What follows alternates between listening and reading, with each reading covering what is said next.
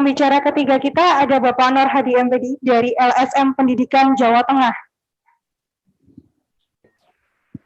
Selamat siang Bapak Nur Hadi. Ya. Bapak Nur Hadi ini akan melakukan tentang gadget bagi peserta didik dalam membentuk karakter bangsa, ya Bapak. Kepada Bapak Nur Hadi, dipersilakan Bapak. Halo, Assalamualaikum. Assalamualaikum warahmatullahi wabarakatuh. Bisa didengar Bu ya? Ya, bisa Bapak ya. Oke, Assalamualaikum warahmatullahi wabarakatuh. Om Swastiastu, nama budaya, salam sejahtera, dan salam kebajikan. Melihat dan mengangkat brand besar tema ini, sebenarnya ini berat. Seperti yang saya pertama kali dibina oleh Kang Atmaja, saya sering memanggilkan dia. Jadi ini adalah sama seperti bagaimana beratnya kita untuk menangani anak-anak didik kita atau peserta didik kita. Bagaimana sesuatu yang telah terjadi perubahan di zaman disrupsi seperti ini. Apakah kita akan menjadi suatu objek atau justru kita menjadi suatu subjek? Objek di sini adalah apakah kita akan diperbudak oleh gadget atau kita mampu mengendalikan gadget. Oleh karena itu, saya mengambil judul pencegahan adiksi gadget bagi peserta didik dalam membentuk karakter berbasis iktidal.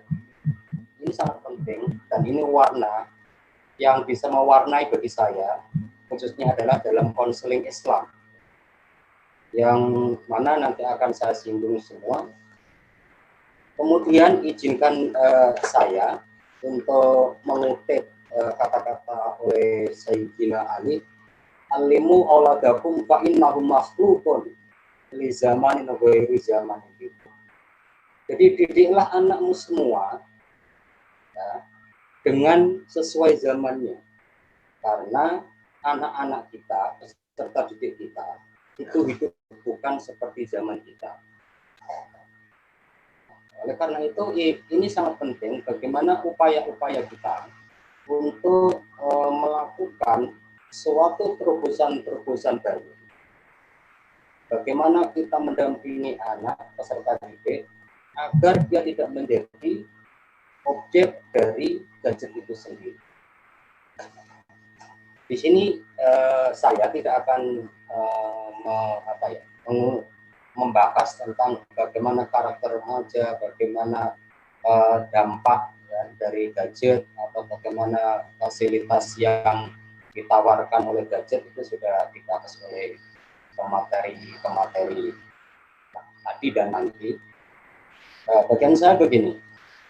Kenapa ya kita tidak menafikan bagaimana dampak positif dari gadget itu? Walaupun anak itu sudah sadar bahwa gadget itu memiliki dampak yang sangat negatif. Assalamualaikum warahmatullahi wabarakatuh. Salam sejahtera, salam kebajikan, Om Swastiastu. Begini.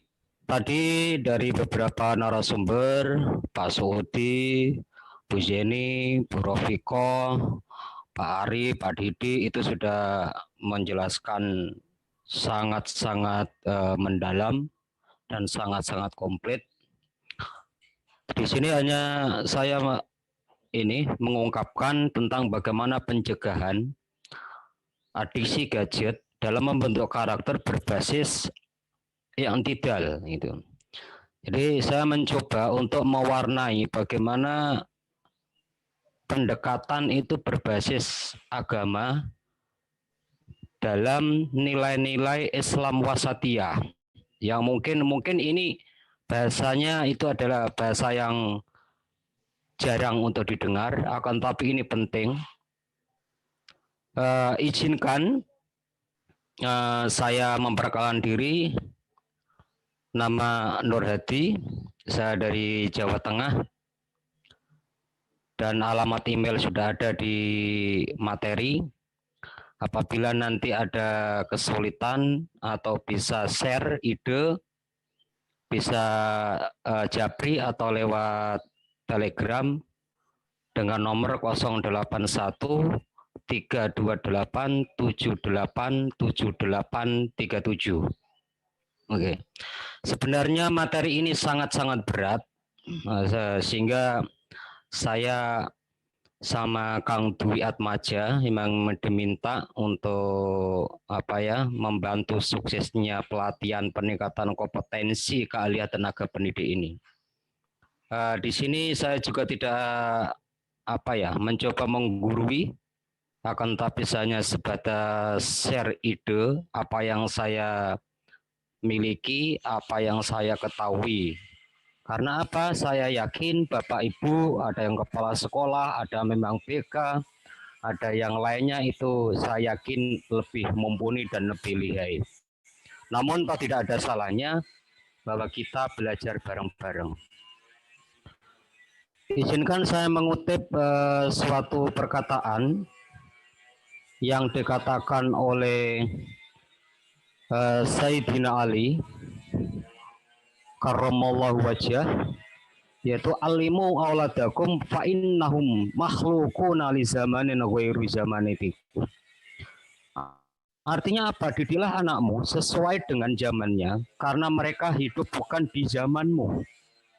Artinya apa? Di sini adalah ada sesuatu langkah yang harus kita lakukan seoptimal mungkin, ya, sebagus mungkin, seefektif mungkin, dan teknik atau strategi mana yang paling baik.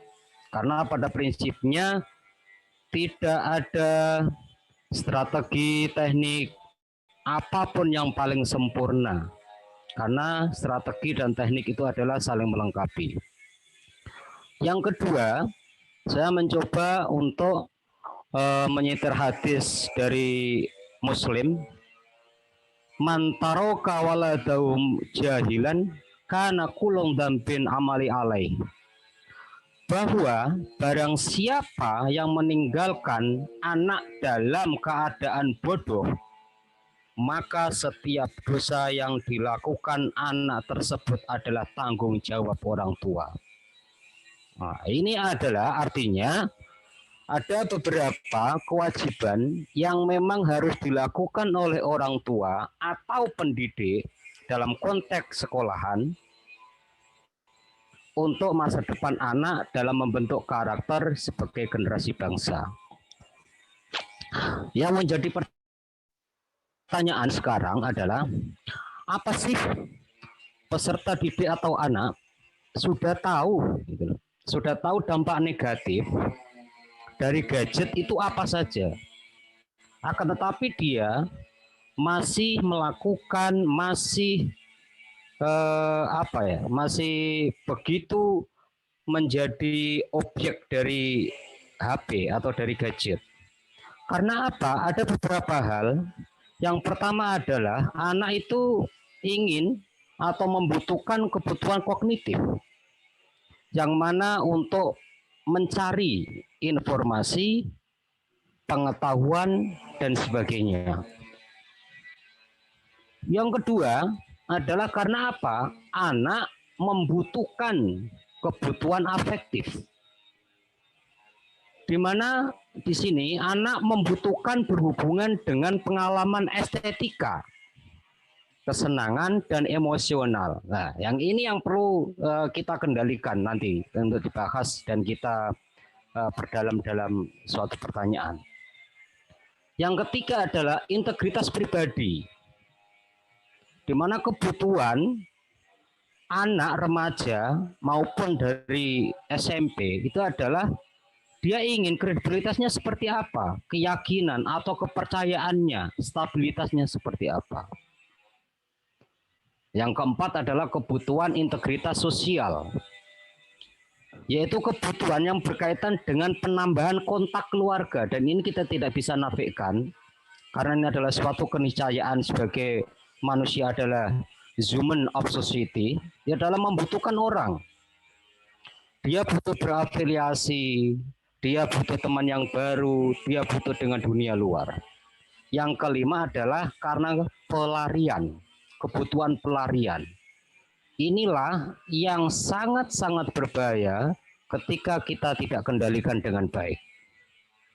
Nah ini.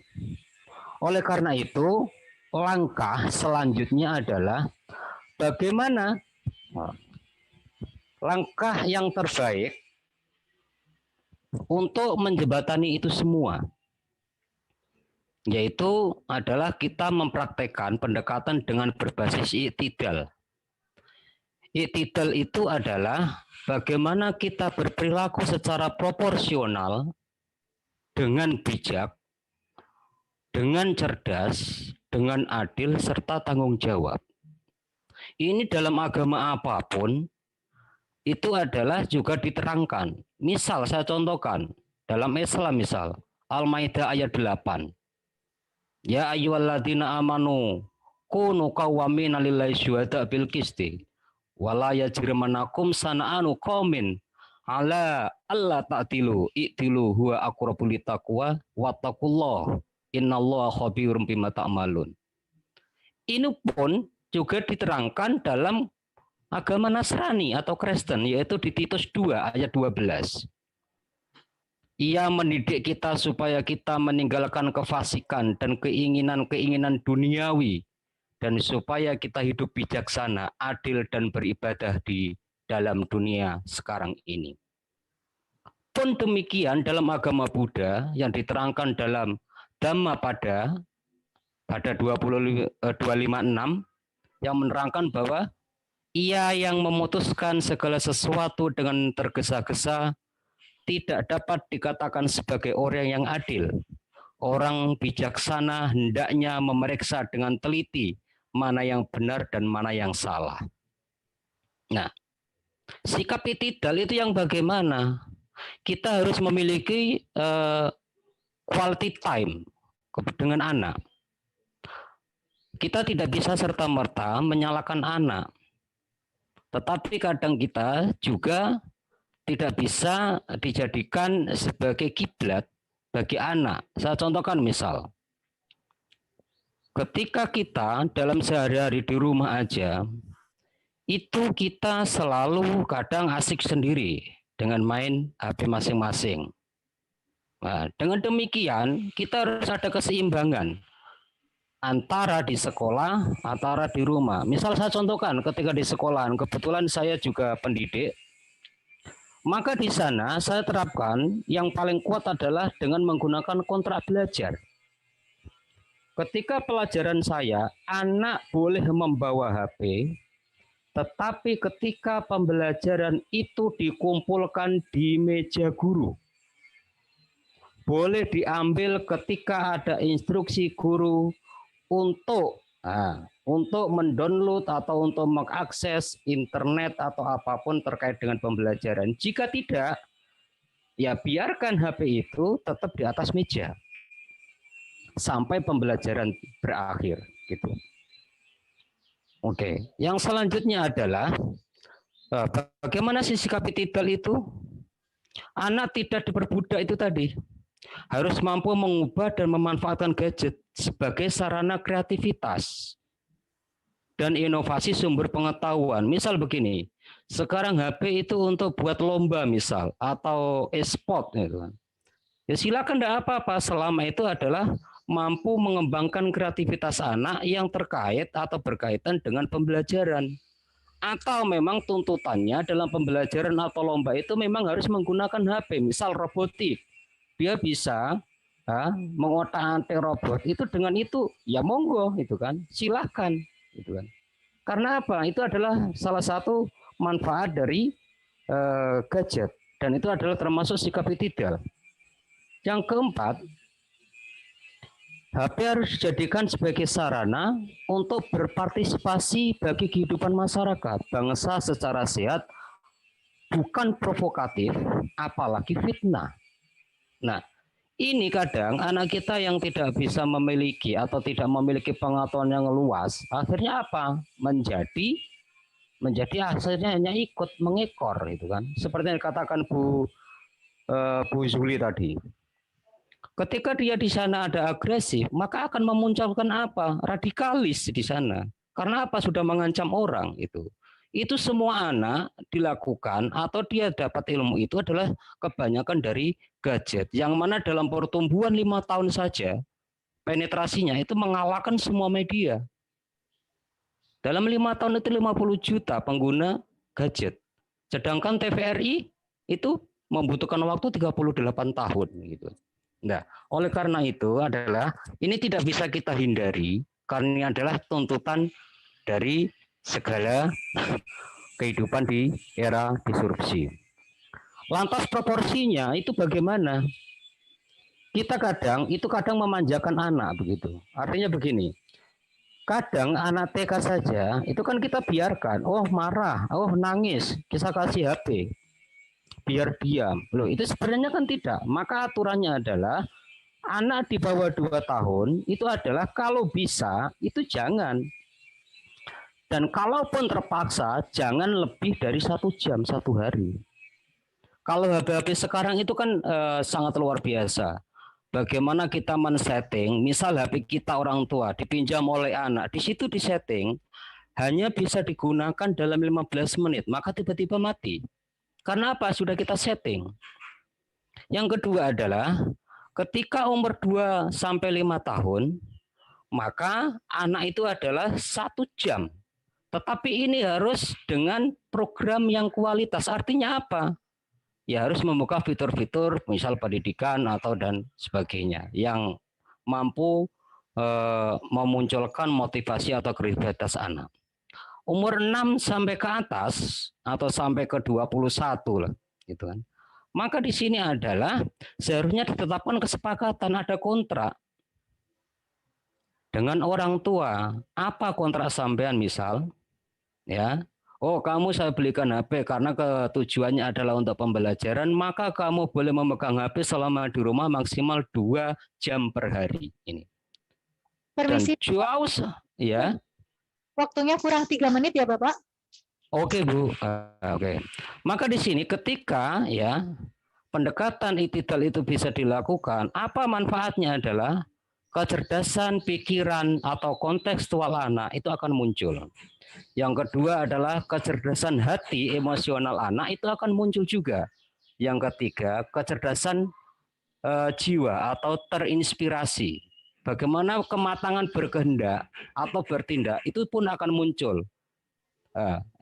Yang keempat adalah kecerdasan tubuh, sehingga anak itu tidak apa, tidak loyo, ya, selalu sehat, di sekolah tidak tidur karena main game dan juga itu. Dan ini jauh sebelumnya Sayyidina Ali itu sudah pernah mengatakan ini. Ketika anak umur 0 sampai 7 tahun, lakukan atau perlakukan dia sebagai raja. Yang kedua adalah ketika umur 8 sampai 14 tahun, perlakukan dia sebagai tawanan. Ketika umur 15 sampai 21 tahun, perlakukan dia sebagai sahabat. Maka ini perlu pendekatan bagi kita orang tua atau peserta didik, bagaimana caranya untuk membuat anak tidak adiksi gadget. Terima kasih. Mohon maaf. Wallahu muwaffiq ila aqwamit thoriq. Assalamualaikum warahmatullahi wabarakatuh. Waalaikumsalam warahmatullahi wabarakatuh. Ya Bapak Nur Hadi, ada beberapa pertanyaan Bapak. Oke. Ya, untuk pertanyaan yang pertama Bapak, bagaimana? Halo, mohon diulang. Ya, jadi begini Bapak, untuk pertanyaannya yang pertama, bagaimana teknik yang lebih konkret dalam menangani anak di sekolah? Oh, oke, begini. Teknik konkret ini sudah saya lakukan ketika baik saya selama menjadi BK, saya selama menjadi kepala sekolah atau menjadi guru gitu kan. Artinya begini, saya itu sebelum masuk pembelajaran di awal tahun atau di awal semester itu adalah melakukan kontrak belajar.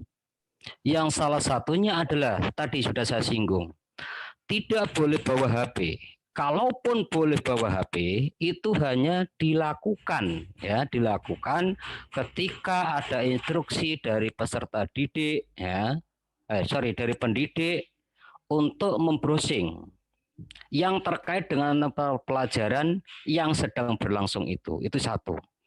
Yang kedua, ketika anak memang membawa, maka di sini adalah kesepakatan apa. Misal dia tidak ditumpuk itu kan. Loh, kenapa kamu tidak dikumpulkan di atas meja?